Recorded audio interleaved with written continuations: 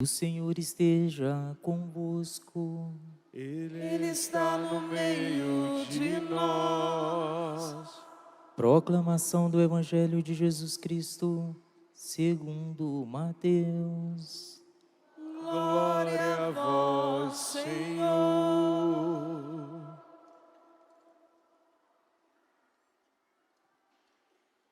Naquele tempo, a fama de Jesus chegou aos ouvidos do governador Herodes. Ele disse a seus servidores: é João Batista que ressuscitou dos mortos, e por isso os poderes miraculosos atuam nele. De fato, Herodes tinha mandado prender João, amarrá-lo e colocá-lo na prisão por causa de Herodíades, a mulher de seu irmão Filipe. Pois João tinha dito a Herodes: não te é permitido tê-la como esposa. Herodes queria matar João, mas tinha medo do povo que o considerava como profeta. Por ocasião do aniversário de Herodes, a filha de Herodíades dançou diante de todos e agradou tanto a Herodes que ele prometeu com juramento dar a ela tudo o que pedisse. Instigada pela mãe, ela disse: dá-me aqui num prato a cabeça de João Batista. O rei ficou triste, mas por causa do juramento diante dos convidados, ordenou que atendessem o pedido dela e mandou cortar a cabeça de João no cárcere. Depois, a cabeça foi trazida num prato, entregue à moça, e esta a levou para sua mãe. Os discípulos de João foram buscar o corpo e o enterraram. Depois, foram contar tudo a Jesus. Palavra da salvação. Glória a vós, Senhor.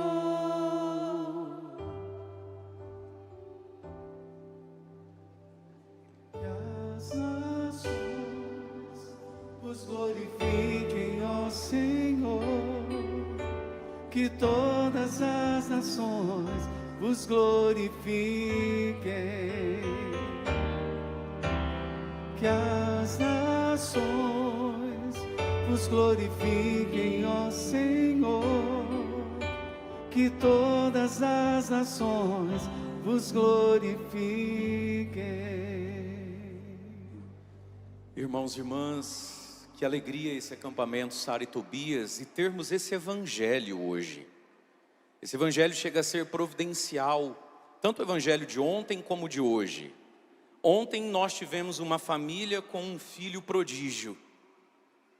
Sinagoga de Nazaré, um jovem prega como ninguém nunca pregou, cura como ninguém nunca curou, e dizem assim: mas não é filho do Zé da carpintaria, o falecido? Não é filho da Dona Maria? E sim, é filho do Zé, da Dona Maria, e sim, é carpinteiro. E no evangelho de hoje, nós temos também uma família. Nós temos Herodes, Herodíades e uma mocinha que se chama, não por fonte bíblica a gente sabe, ela se chama Salomé. Ontem, um homem, uma mulher, um filho. Hoje, um homem, uma mulher e uma menina ali que era como que filha. E você viu no que deu? A tragédia que foi. Conseguiram fazer uma festinha do mal e cometer esse pecado terrível. Eles vão ser o motivo da morte de João Batista, que nosso Senhor Jesus Cristo disse: dos profetas nascido de mulher, nenhum maior do que João. E olha o que eles vão fazer com João Batista. E tudo isso alimentado dentro do ambiente de uma família, de uma cultura familiar. Nós estamos aqui na Canção Nova, e a Canção Nova é uma grande família, feita de muitas famílias ao longo desses anos, e que nos permite hoje nos reunirmos como família de fé católica, né? Tantas expressões da igreja estão aqui, passam por aqui. Ergue a mão para eu ver quem está vindo a primeira vez à Canção Nova. As câmeras conseguem pegar? Mantém alta a sua mão, dá uma balançadinha assim. Talvez mais da metade, a primeira vez vindo à Canção Nova. Deixa eu te dizer uma coisa, você que está chegando agora nessa família, nesse lugar, Canção Nova. Só no céu nós vamos ter noção, dimensão da grandeza, do Monsenhor Jonas Abib e da obra que ele fundou e deixou e da Canção Nova para a Igreja do Brasil. Só no céu é possível isso ser dimensionado do jeito certo. Luzia, só no céu. E que Deus dê a vocês força e uma santa alegria, porque eu quero aqui brevemente dar um testemunho pessoal. Eu conheci a Canção Nova em 1999, eu tinha de 14 para 15 anos de idade. Eu não esqueço, o ano que o Palmeiras ganhou a primeira de várias Libertadores da América, então é muito marcante. E na minha vida tudo aconteceu meio que ao mesmo tempo, num maio, junho, porque eu lembro que era frio e chovia muito naqueles dias. Eis que um dia eu chego da escola e fui na parabólica mexendo naquelas bolinhas lá para tentar achar algum programa de esporte para ver os gols da rodada. E eis que procurando, começa uns canal lá de boi, de cavalo, e entre um momento e outro começa um programa e o Padre Jonas estava pregando. Lá naquele antigo rincão tinha uma lona preta que balançava atrás dele, e ele estava com uma camisa social de clésima, cor caqui, se eu lembro, e o talzinho dele. E naquele dia Jesus foi muito bom comigo. Eu, graças a Deus, nasci beato, nasci em igreja, sempre gostei dessas coisas, graças a Deus. Mas aquele dia algo... Falei, que é isso? Que legal! E fiquei por ali. E comecei a assistir Canção Nova.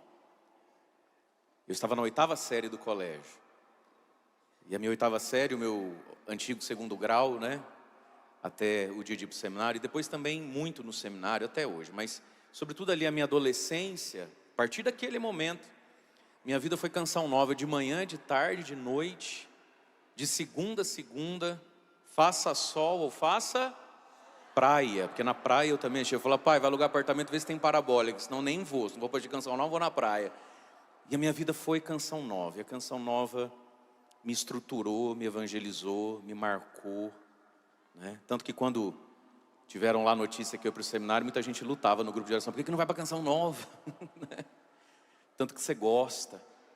E foi tão marcante para mim, que o dia que eu verbalizei e tomei posse para mim mesmo, que eu seria padre, foi num sábado. Eu estava terminando o colégio e eu tinha que estava de manhã, fazer cursinho de noite, tem que fazer vestibular, que curso, enfim.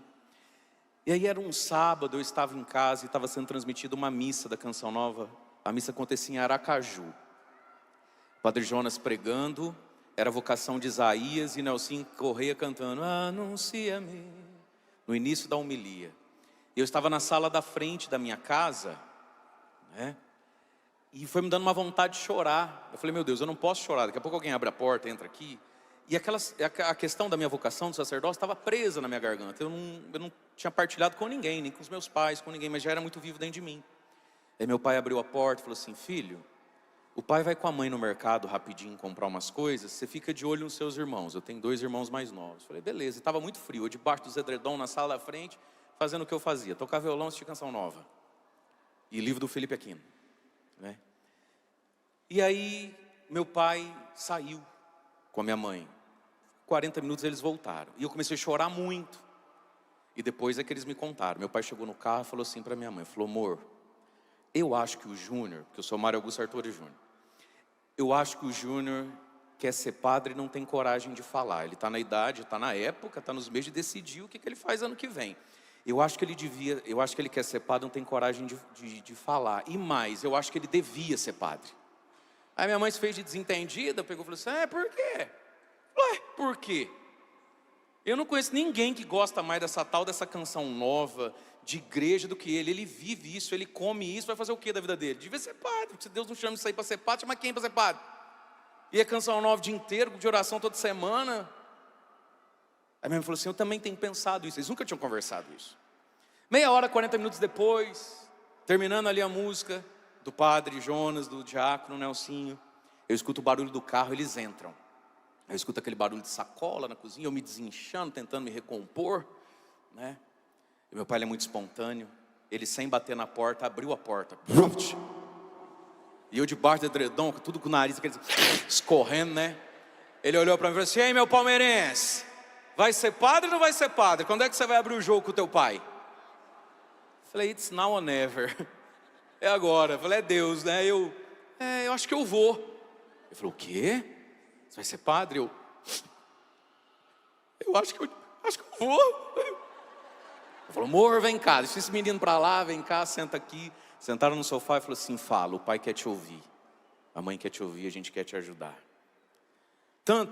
Foi tão marcante para mim, foi tão minha amiga, foi tão minha companheira, a Canção Nova e o carisma dela, que hoje eu sei que vários de vocês me acompanham todos os dias, mas nós não nos conheceríamos. Eu poderia talvez até ser padre, eu acho, porque Deus é Deus, mas nós não nos conheceríamos.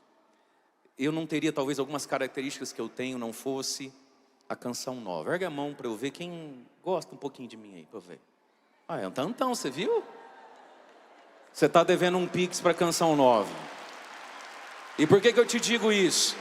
Dia da minha ordenação sacerdotal, e eu fui ordenado padre, eu vou fazer 14 anos de padre agora em dezembro. Então eu fui ordenado padre um pouquinho antes do boom de Instagram, Facebook, não tinha. Era o WhatsApp, nem o WhatsApp, né? MSN, Orkutzinho. Na minha ordenação sacerdotal, no final, o ordenando sempre faz agradecimentos, agradecer a família, né? A igreja, tarará. E lá eu gastei e dediquei algumas linhas à pessoa do Padre Jonas, à obra Canção Nova. Muita gente nem entendeu. Mas a Bíblia diz, a quem a honra, a honra. E eu devo muito, acho que eu devo tudo talvez, a Canção Nova. Esse lugar é muito santo.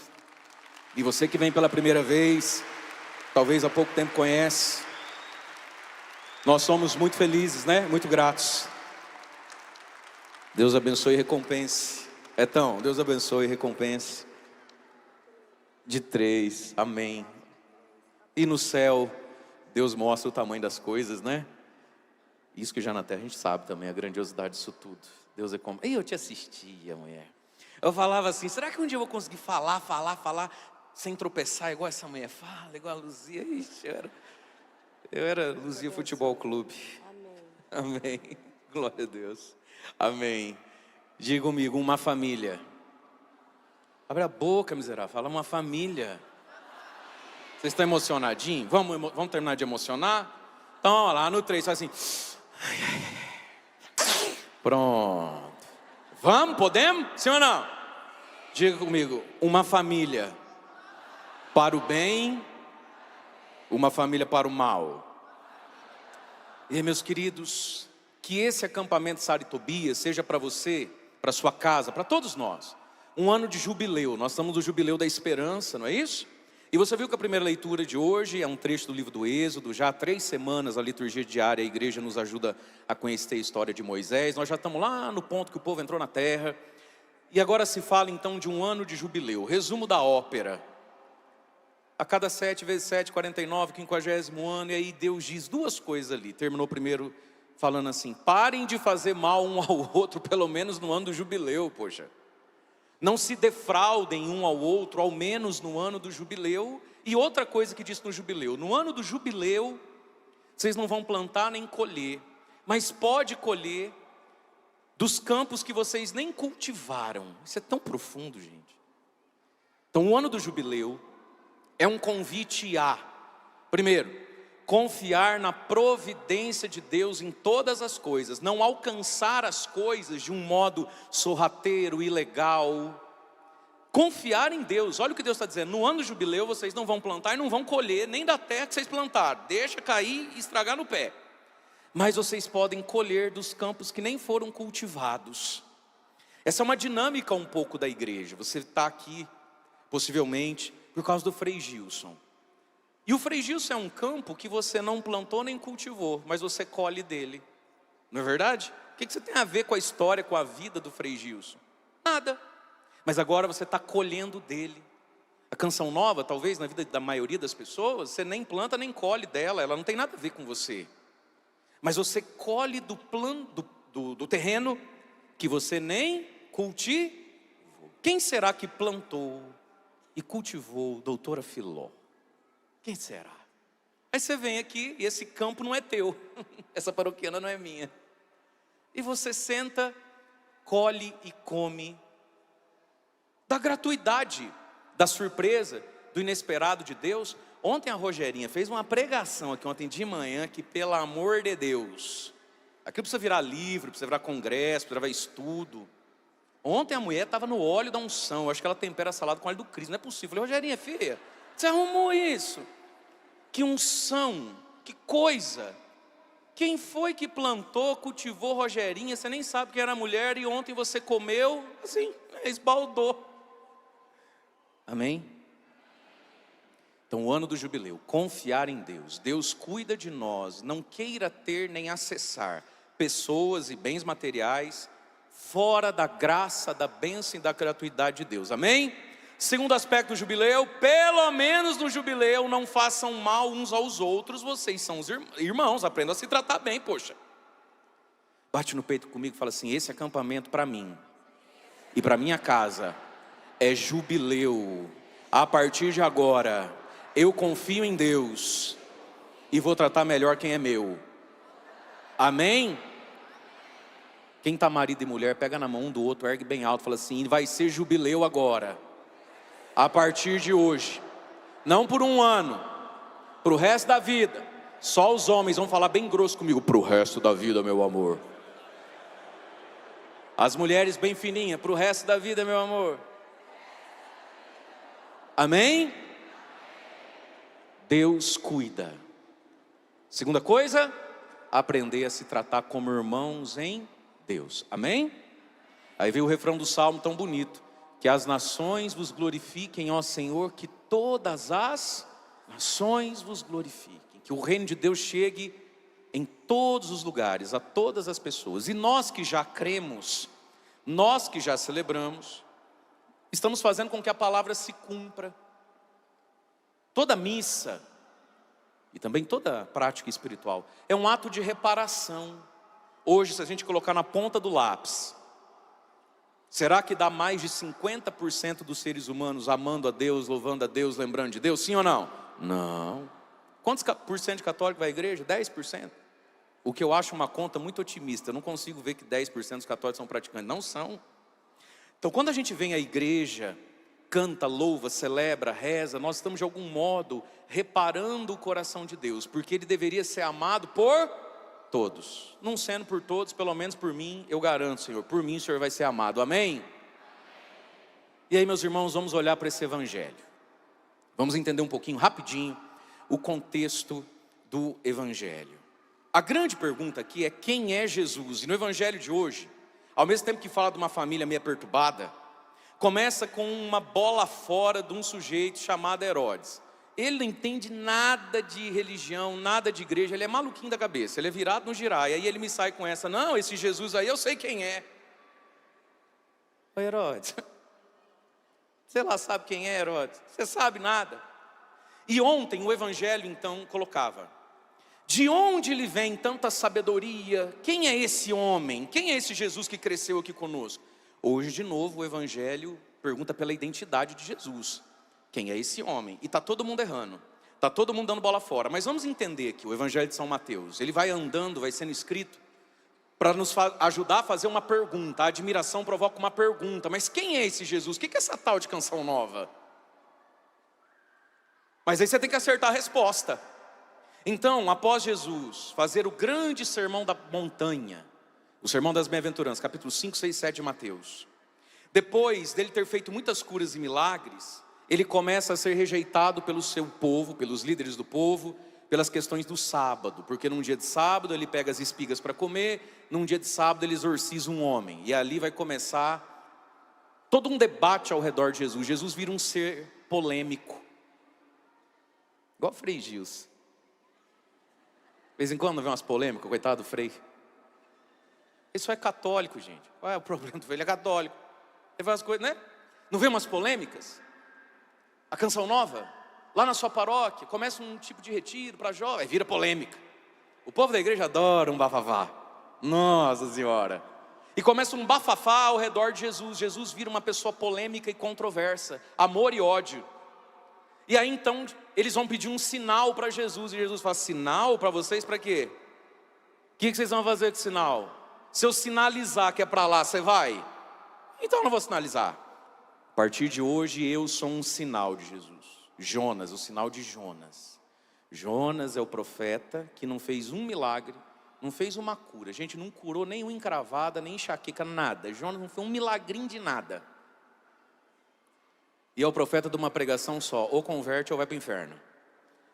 E Jesus fala, a partir de hoje eu sou Jonas. Acabam-se os milagres, e Jesus agora vai pregar. Aí começa as parábolas do reino, capítulo 13. O semeador saiu a semear. Ele vai ser Jonas, ele vai jogar uma semente de conversão. O joio e o trigo dentro da igreja, o bem e o mal. O evangelho que é como grão de mostarda, pouquinho de fermento, mas também é como pérola preciosa, que a gente precisa deixar tudo para possuir. Também é como rede ao mar, que pega tudo que é tipo de peixe. E eu não entendo porque que o povo assusta e desanima com a igreja. Fala, eu não vou mais na igreja. Nossa, menina, a fulana, onde já se viu, sabe? Vive na barra da saia do padre, ministra de Eucaristia. O fulano vive lá rezando, xalabarecandarabai. Vendi meu carro para ele me deu os 4 cheques, os 2 caiu, os outros 2 voou. Eu não vou mais na missa. Meu irmão, Jesus já falou que entre nós tem tudo que é tipo de peixe. Tem piranha.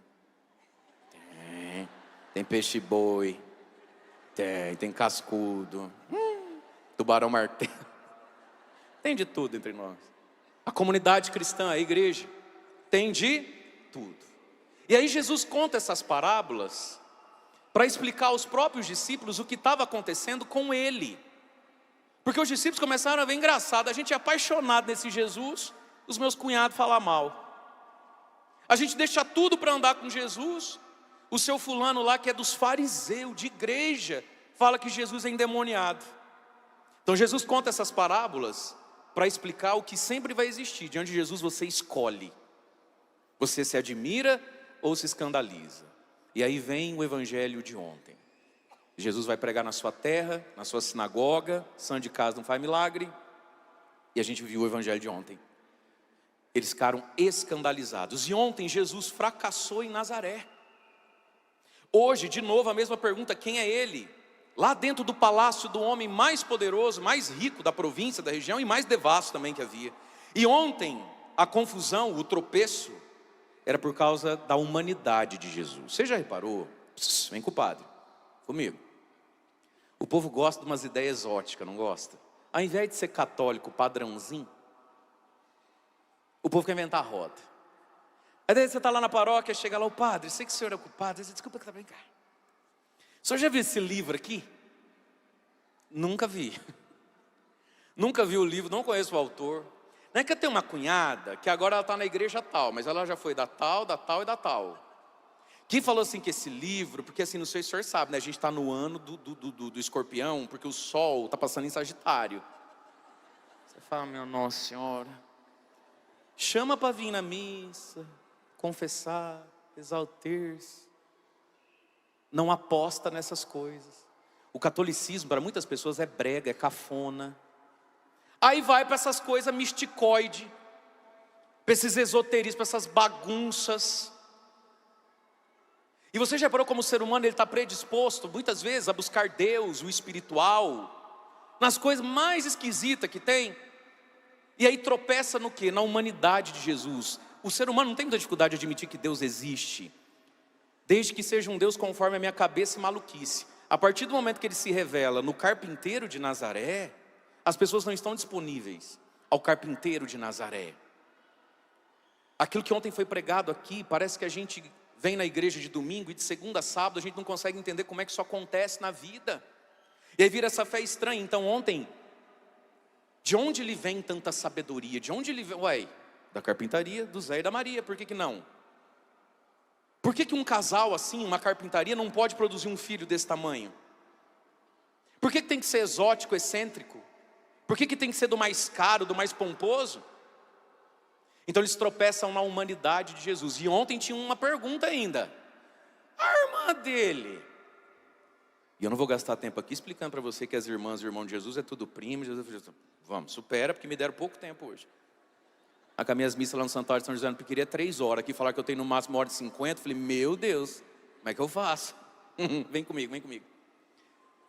As irmãs dele, dá o nome das irmãs.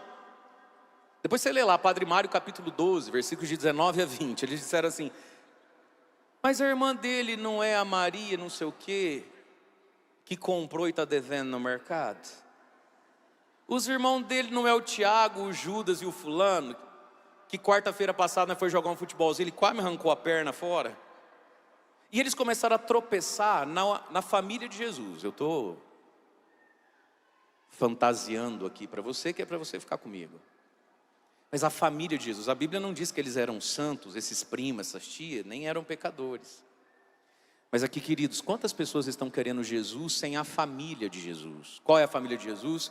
A igreja. Não tem Jesus sem a igreja. Essa é a hora, eu vou até virar de costas para ninguém ficar constrangido. Essa é a hora, minha filha, que você belisca o teu marido até ele falar aleluia. E fala, você está ouvindo o que o pai está falando, bem? Não tem Jesus sem igreja. Não tem esse negócio, que eu rezo em casa, mulher, Deus sabe do meu coração. Posso voltar? Você já beliscou ele, mulher? Já, voltei. Não, para o senhor não ficar constrangido. As pessoas querem Deus, mas elas não querem a humanidade que rodeia Deus. Sim ou não? Se você quer Jesus, meu irmão, você vai levar a família dele junto.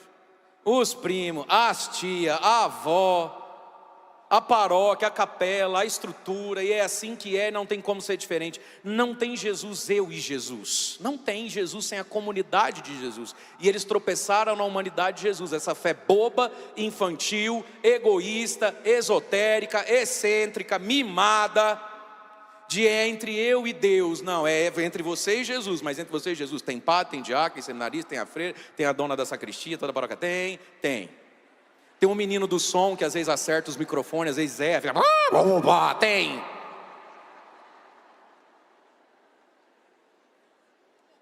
Eu preciso avançar na homilia. Me diz assim, eu entendi, padre. Então vou avançar agora na homilia. E aí hoje, qual é o problema com Jesus? O problema hoje é a culpa. O problema hoje é o sentimento de culpa e de impureza desse homem, chefe de uma família bagunçada, Herodes. Como é que é o nome dele? Herodes. Começa então o evangelho. Naquele tempo chegou aos ouvidos de Herodes a fama de Jesus, lá no palácio dele. Bonitão, playboyzão, vivia no... Imagina que ele ia vir na canção, imagina. Que nada. Mas chegou lá a fama. E ele, que era um homem perverso, mundano, vivia tudo errado, virou teólogo. Vocês estão sabendo do Jesus, rapaz do céu? Parece que tinha uns leprosos. Diz que anda na água. Na água? Eu não... mas diz que anda na água. E começou. Outro dia lá, que faltou comida, ele fez uma benção lá, um tal de eucaristizar, deu eucaristia, deu graça, eucaristizem, conjugou um verbo grego lá. Rapaz, não é que foi pão para tudo que é lado? E o Herodes ali, na cachaçinha dele, me manda essa. Não, eu sei quem é. Às vezes, quanto mais pecador, mais mundano, mais convicto é, né? Você não tem na sua família? Você tem, não tem? Anda tudo errado, sabe nada. Não, porque eu não concordo com esse negócio de padre não casar assim. Eu respeito. Não tem, tá vendo? Tem, tá vendo? Porque eu não concordo com essa pizza. O Herodes manda. Não, isso aí é João Batista que ressuscitou dos mortos. Por isso os poderes miraculosos atuam nele. E aí o evangelista vai narrar para nós a história do Herodes com o João Batista. Ele ficou com mania de perseguição com o João Batista. Sentimento de culpa. Aí vem a história. De fato, Herodes e João tiveram um problema, porque o João denunciava o pecado dele, porque ele vivia em adultério. Essa mulher não é tua mulher, devolve essa mulher, isso aí não é casamento. Ele acabou sendo o motivo da morte do João, e aí que está, ele arrancou a cabeça do profeta, mas não consegue tirar a própria consciência. Ele silenciou a voz de um pregador, mas ele não consegue tirar a palavra do mundo. E agora ele vive com isso na cabeça. Tudo que acontece é porque eu matei o João. Não tem gente que é assim? Queridos, nós precisamos de uma graça na vida, nos confessar e confessar bem. E confessar bem, às vezes, é um combate espiritual, porque algumas coisas que a gente já fez na vida nos humilham muito, nos envergonham muito. E aí às vezes você vai confessar, você fala de um jeito que é como se o padre tivesse que deduzir o que você quer dizer. E talvez você fala de um outro jeito que deveria ser dito, porque é humilhante. E essa já é a penitência e a cura da confissão, né? Mas veja, meu amado, minha amada, olha o que aconteceu com esse homem. Tem nada a ver as curas de Jesus com a cabeça do homem que se arrancou, mas ele consegue fazer esse nexo. Quantas pessoas não conseguem desfrutar a graça de Deus, vivem debaixo de temores há anos e anos? Aí você está indo para algum lugar, o pneu do seu carro fura. Você já volta 20 anos no tempo e fala, é porque um dia eu gritei com a minha mãe, é porque um dia eu bati no meu filho, é porque um dia aquela primeira namoradinha eu mandei ela fazer ela aborto. É pecado, mas não tem nada a ver com o pneu furado. Mas a pessoa vai relacionando coisas, vai criando sentimentos de medo, de insegurança com o futuro. Alguém da família, espirra, a pessoa fala, é câncer de pulmão. Calma, não é nada, está todo mundo meio gripado, mudou o clima, relaxa. Não, porque, meu Deus do céu, só de imaginar de perder alguém, aí você vai cavucando a pessoa, isso vem de algum pecado, às vezes de alguma vergonha não confessada. Não tem nexo nenhum. Então, confessar e confessar bem os pecados que temos. Amém?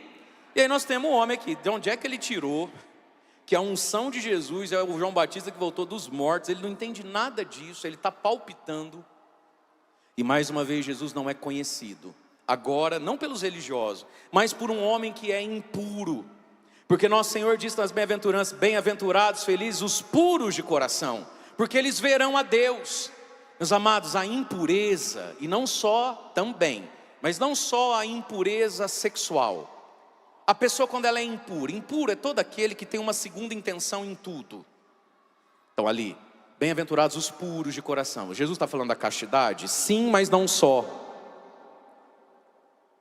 Puro é todo aquele que quer uma coisa só naquela coisa.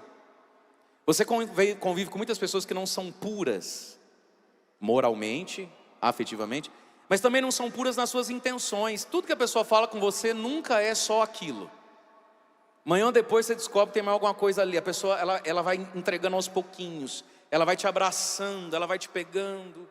E Jesus está dizendo que os puros verão a Deus. Portanto, quem é impuro não vê a Deus. O que significa que o impuro não vê a Deus? Jesus está falando que depois que morre, não vê Deus, porque não é para lá que você vai. Mas ver a Deus ou não ver a Deus não é só depois que você morre, é já nessa vida. Você consegue ver a Deus na vida? Se você é puro, você vê Deus. Você vê Deus nesse lugar, na fé das pessoas, nas histórias, na criança, na natureza. Você vê a Deus às vezes lá na sua comunidade, lá onde você participa. Vai um padre velhinho, surdo de uma orelha, ele já fala abaixo e o microfone ainda vai saindo da boca, e você vai dando um desespero em você, que você fala, padre, aí ele... Aí ao invés de você falar assim, nossa, pelo amor de Deus, o bicho tinha que mandar um padre mais novo para nós aqui, um padre mais jovem, um padre mais vivo, sabe? Véia ruim. Se você é pura, você olha e fala, um dia ele foi jovem, deu a vida dele toda para Jesus, né? Até admiro o padre fulano, véi surdo, ainda vem rezar a missa para nós, né? Que fé bonita que ele tem, né? Quem é impuro não vê Deus no padre velhinho. Tem que ser um padre jovem, multitalentoso, plantando bananeira na sua frente. E olha lá ainda, sua chata. Ver a Deus, não é só depois que morre. E não vai ver Deus depois que morre quem não vê Deus aqui agora. A pessoa chega na canção nova e fala, gente, que coisa mais linda. Nossa, e eles vivem de doação, né? Ai, Deus é muito bom, gente. A pessoa até emociona. Outro já entra e fala, quanto será que custou para fazer isso aqui? Como é que é?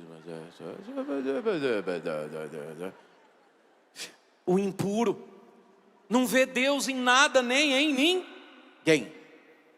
Então, Herodes é um homem impuro, mau. Agora vamos para a história do Herodes, para a história dessa família problema aqui. Herodes tinha mandado prender João, amarrá-lo, colocá-lo na prisão por causa de Herodíades, mulher do seu irmão. Olha só, onde ele foi arrumar a mulher. Tanta mulher para arrumar, ele quis pegar do irmão. E ela quis ser pegada também, né? Dona Herodíades. Quando não quer, dois não briga, Herodíades. Mas vem cá. Toda essa tragédia, esse homem que se tornou quase que um bicho, um ser deplorável, por causa da mulher do seu irmão. Homem e mulher foram feitos para ser uma bênção um para o outro, amém? Deus criou Eva, a Rogerinha pregou ontem aqui, para ser um auxílio, e o diabo ataca o que Deus fez para ser auxílio. Olha o que virou esse homem por causa de uma mulher, por causa de uma paixão, de um apego, de uma devassidão, de uma tara, de um sentimento de rixa com o próprio irmão, eu não sei.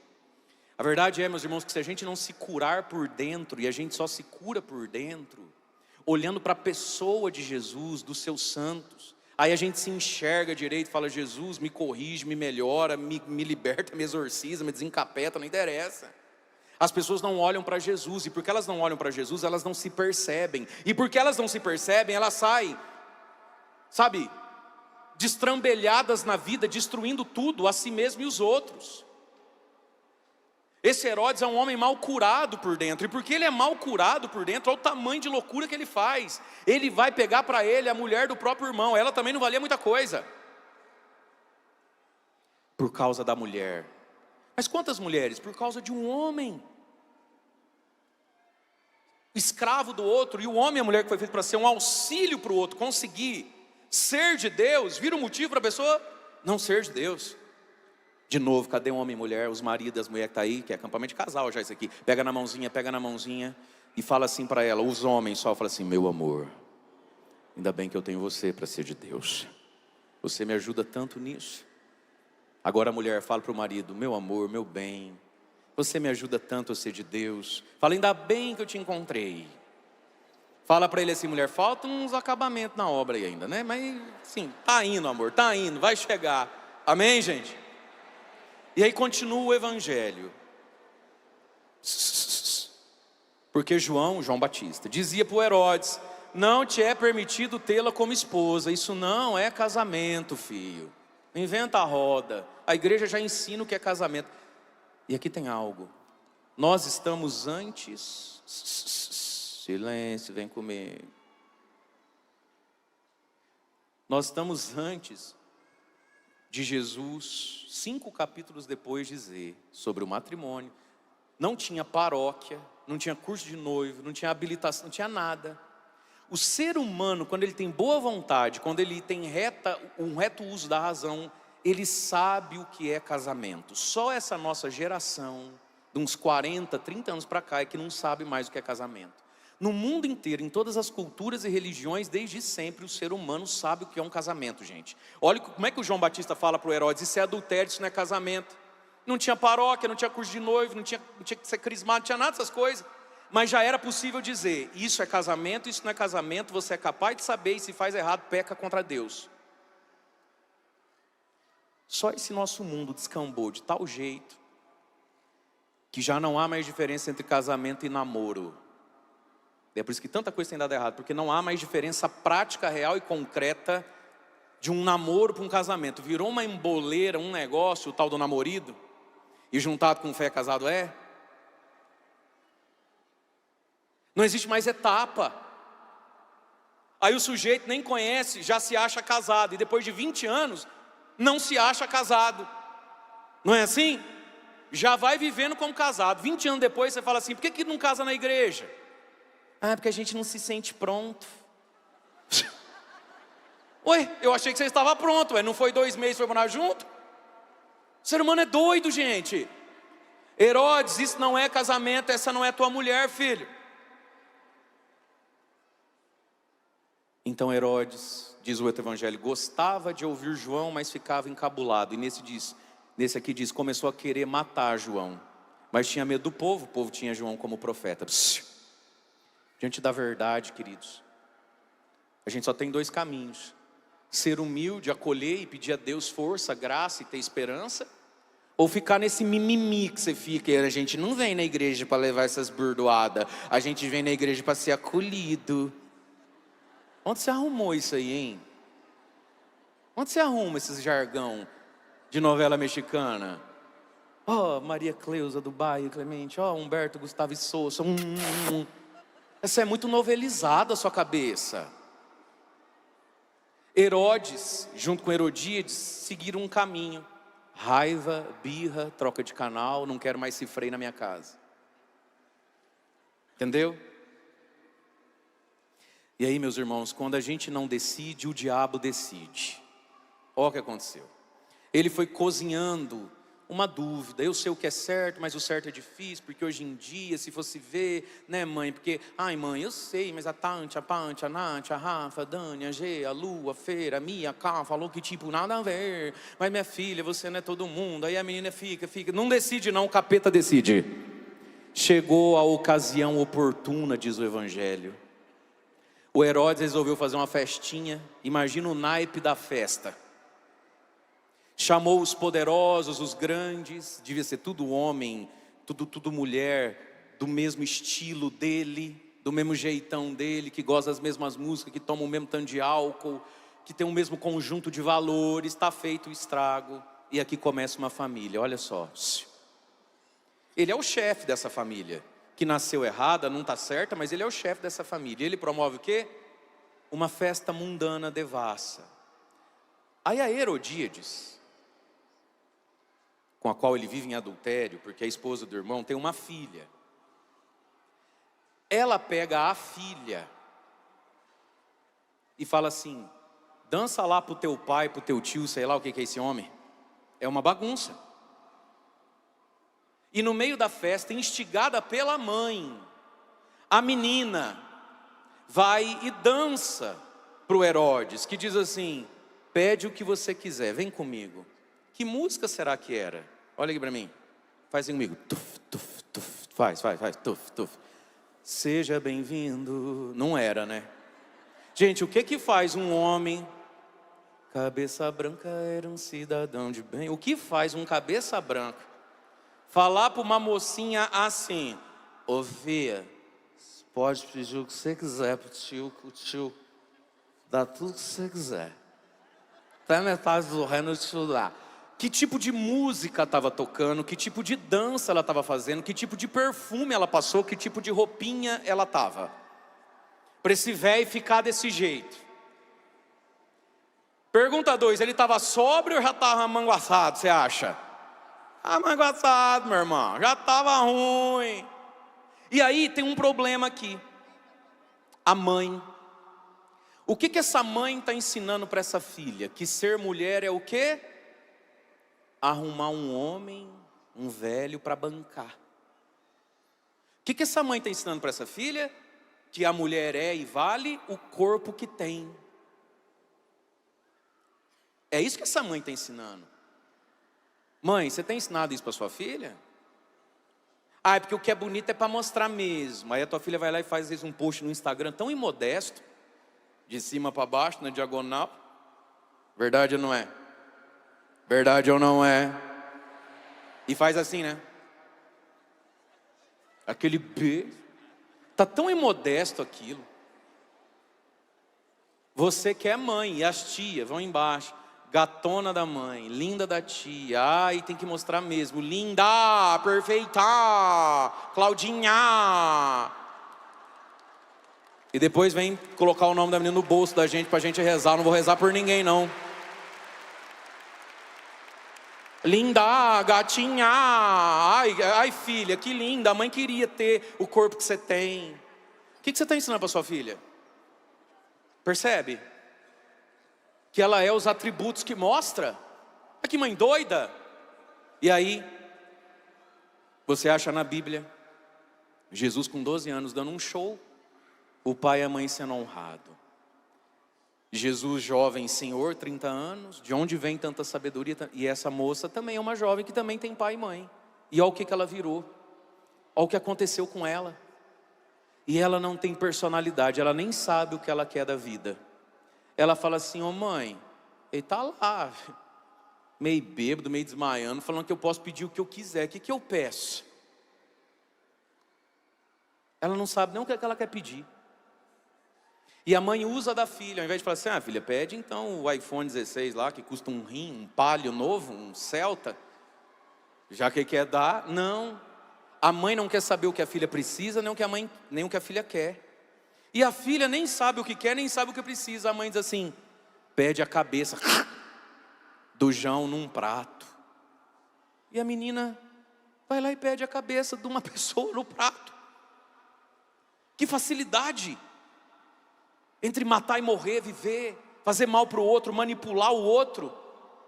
E tudo isso acontecendo dentro de uma família. Essa família tinha que estar no Sara e Tobias, gente, sim ou não? A Herodíada tinha que estar aqui, sim ou não? O Herodes tinha que estar lá, sim ou não? O povo é doido. Bate no peito e fala, ainda bem que a gente veio. Dá tempo aí de recuperar as coisas. E aí, queridos, que coisa mais triste.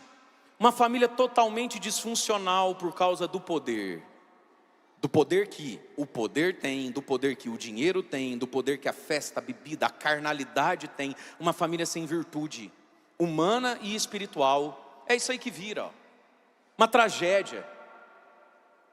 E agora quem é que tem a culpa, quem é que não tem a culpa? Agora o Herodes nunca mais dorme à noite, porque ele acha que tudo é o João Batista que vai voltar dos mortos para puxar o pé dele. Aí ele não dorme à noite, a Herodíades acorda e fala assim, nossa, você não vai dormir? Você não dormiu, eu não dormi também, você mandou matar o homem, você mandou matar o homem. Ah, matamos que você aqui, mas também a tua filha do Zé, mas a filha é sua, você não sabe. Aí começa.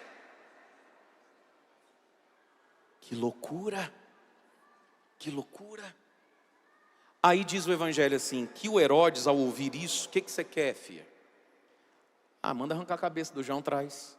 Diz que ele ficou triste.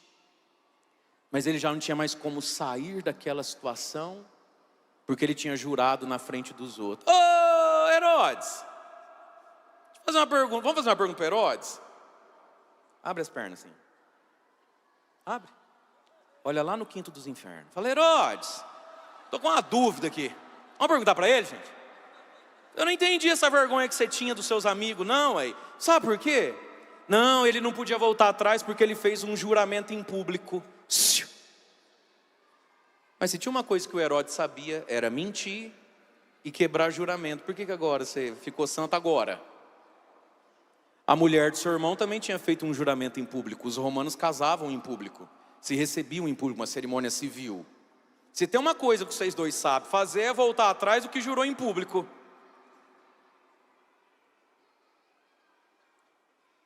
Sabe, meus irmãos, muitas vezes a verdade ela é muito exigente.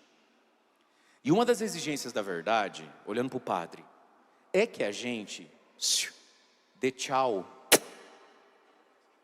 para pessoas e que a gente aguente a solidão da transição que é a conversão. E aí você escuta a verdade, conhece a verdade, mas por medo da solidão não dá o passo, aí você coloca a culpa nos outros. É, porque ele chamou, amor, você sabe, eu nem queria. Eu falei, não, tem que ir para casa, mas é chato não ir bater uma bolinha com os meninos depois do serviço. Complicado dizer não. Ué, você diz não para sua esposa, para os seus filhos, para sua igreja, não consegue dizer não para o Creito, Diu, Pinguim e Edilson? Não, eu não entendi você, ué. O cara fala não para a esposa, ele fala não para Deus, ele fala não, mas para os meninos da bola ele não consegue. É, porque agora como é que eu volto atrás? Ué, voltando. Você está achando, meu amigo, minha amiga, que a sua conversão vai ser celebrada por todo mundo? É claro que não. Virou crente. Lá vem a santa, muda o assunto. Se você não está pronto para essas agulhadinhas, você não serve para andar com Jesus. Você vai levar essas agulhadinhas. Oxe. Ué.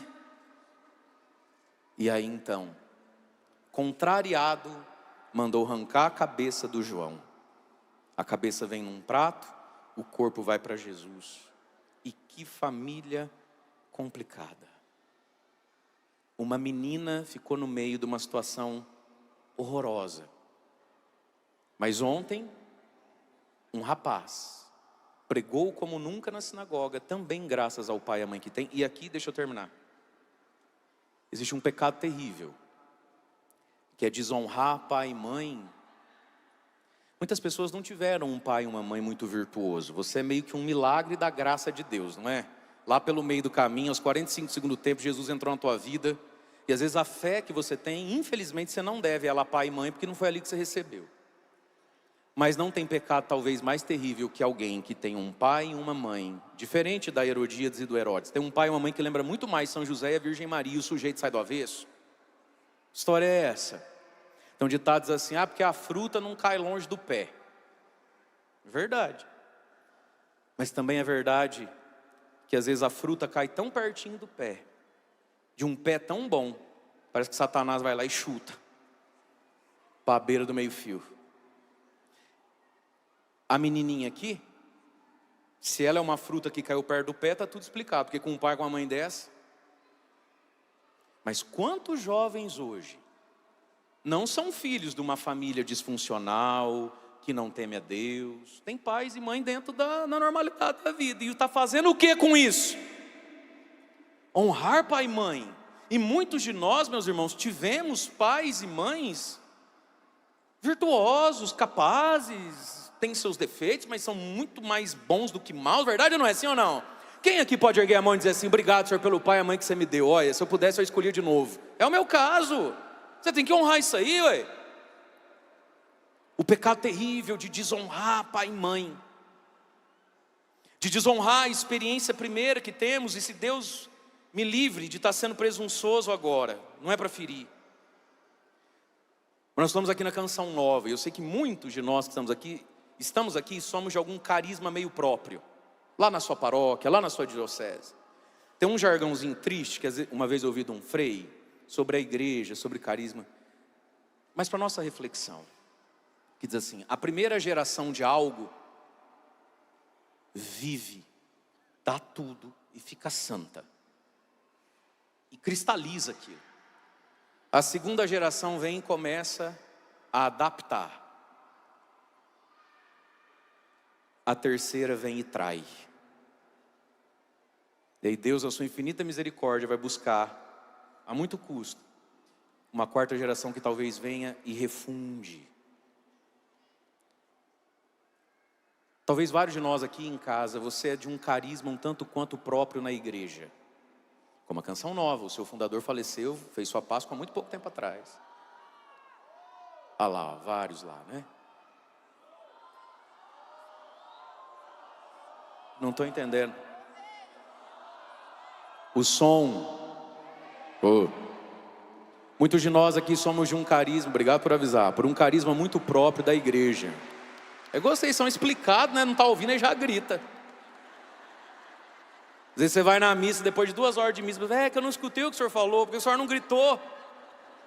Vem. Às vezes muitos de nós, queridos, somos de algo muito próprio na igreja, de uma fundação, de um carisma. O carisma é aquela parte da igreja que te ajuda a amar e a viver a igreja como um todo. Mas é preciso honrar, estar à altura. A fruta não pode cair longe do pé, como Jesus não foi para longe do que aprendeu na carpintaria de Nazaré. Ele honrou Maria e José, e claro, foi muito além, ele é Deus. E não é lindo para você que é pai e mãe ver que o seu filho, a sua filha vai muito além de você? Você fica com ciúme? Você fica com inveja? Ou você se sente recompensado e honrado? Portanto, meus irmãos, honremos os nossos pais. Não existe pagamento melhor para a vida do ser humano que olhar para os seus filhos, seja da carne, seja do espírito, e se sentir e falar assim: valeu a pena ter sofrido, ter suado e ter vivido, estou pago. Não é verdade? Quem é pai e mãe não vive isso na vida? O que você mais quer? É ser honrado dessa forma, ser ultrapassado na santidade, na graça, não é? Que a pessoa vá além de você, e tudo isso começa em uma família. Vamos ficar em pé? E eu quero convidar você a erguer os seus braços, e nós vamos pedir ao Espírito Santo de Deus que nos batize e nos restaure. Ergue os seus braços, pensa na sua família agora, sua esposa, seu marido. Se você tem a graça dos filhos, pensa nos filhos, pensa nos netos. E vai pedindo: restaura a nossa casa, Senhor. Talvez a tua família está ferida e machucada por esse espírito de Herodes e Herodíades, o espírito do mundo, do erro, do equívoco. Talvez a sua família está machucada e ferida pelo espírito desse tempo confuso, que não reconhece Jesus. Talvez vocês estão marcados, nossas casas estão marcadas pela força do mal. Então ergue seus braços. A oração pode aquilo que Deus pode, amém? E Deus tudo pode. E nós vamos rezar cantando. Vai ser a nossa prece. Restaura a nossa casa, Senhor.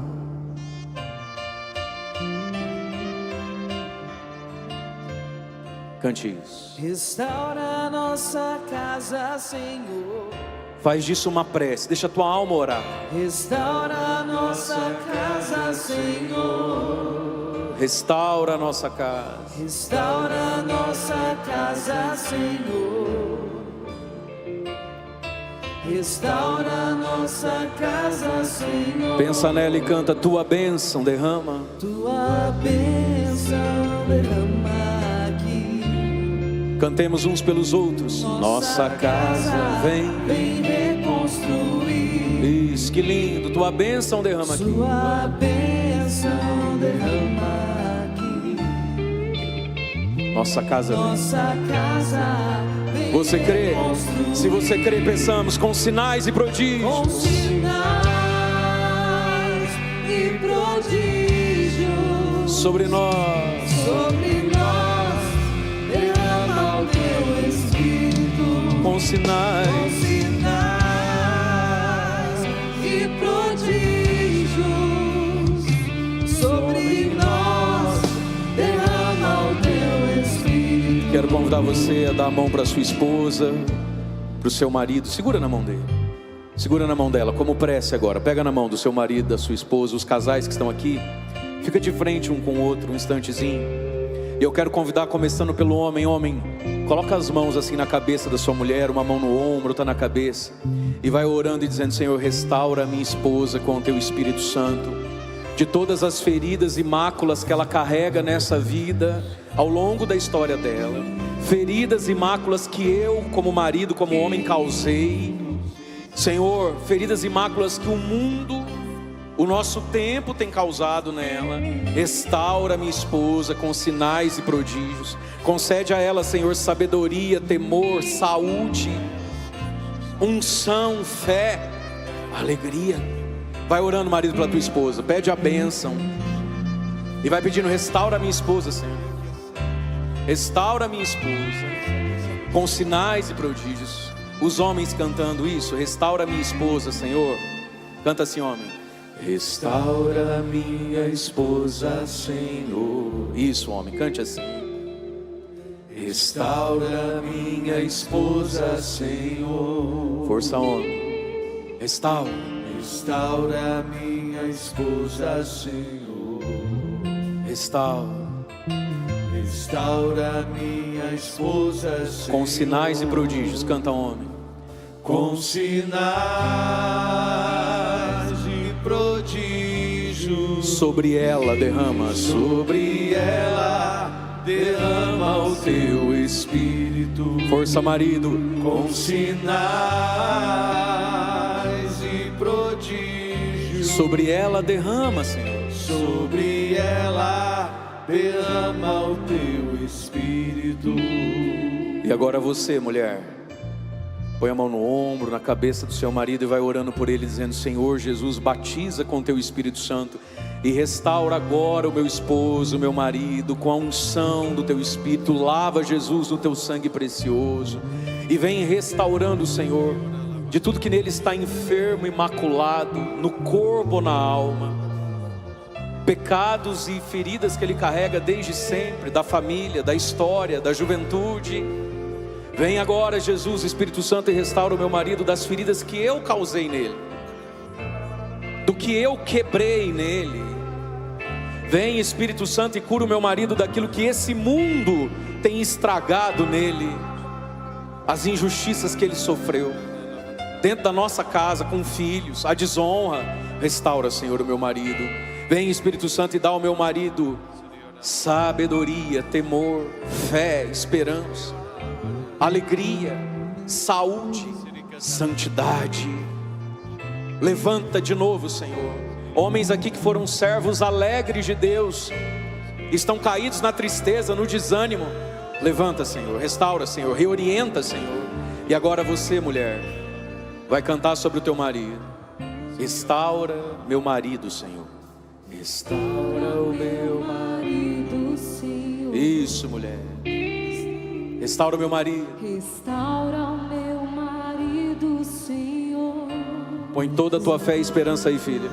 Restaura o meu marido, Senhor. Restaura. Restaura o meu marido, Senhor. Sobre ele e por ele peça com sinais. Com sinais e prodígios. Sobre ele. Sobre ele. Derrama. Derrama o teu Espírito. Mais uma vez, mulher, com sinais e prodígios.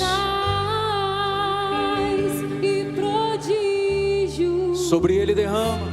Sobre ele derrama o Pega as duas mãos, ergue bem alto e canta. Com sinais, pega nas duas mãos, ergue a mão do outro. E prodígio sobre nós, derrama o teu Espírito. com sinais, E prodígios sobre nós, derrama o teu Espírito. Amém? Acolhei, Senhor, nossa prece, nossa oração pela intercessão da Virgem Maria, do glorioso São José. Vós que viveis e reinais com o Pai na unidade do Espírito Santo.